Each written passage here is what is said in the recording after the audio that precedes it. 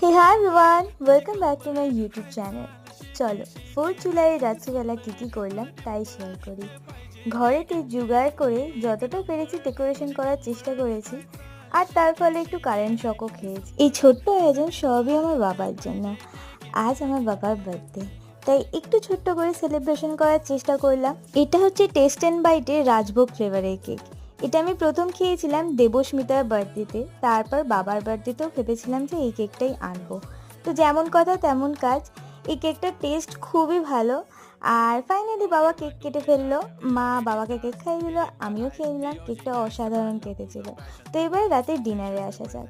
রাতের ডিনারে ছিল মা বাবার মাটন কষা আর আমার চিকেন, আর তার সাথে মা করেছিল পরোটা। রিচ খাওয়া দাওয়া হলে এই জিনিসটার বড্ড দরকার পড়ে। So yeah, that's it for today.